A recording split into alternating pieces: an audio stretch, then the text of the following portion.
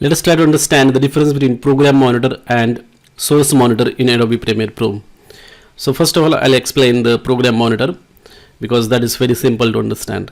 With the help of program monitor, you can preview the video as you edit in the timeline.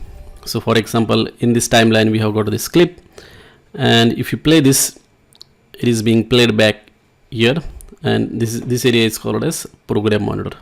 So basically it is just like a preview window. Okay.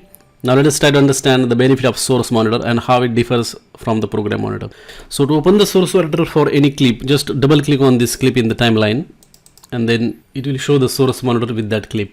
Main difference between the source monitor and the program monitor is that program monitor shows the clip that has been edited in the timeline, while the source monitor shows the clip, the original clip, okay, which has not been edited.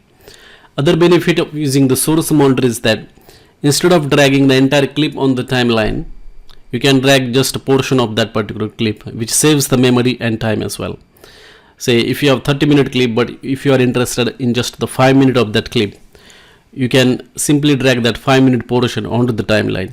And to do that, what you have to do is that you have to use the mark in and mark out options. Say for example, I'm interested in this particular portion only, okay? So you can use this in mark in and mark out options over here. So if I just drag this, what happens is that on the timeline, only that portion will be put into the timeline, which saves the memory and time as well. And that is the main benefit of using the source monitor. Thank you for watching.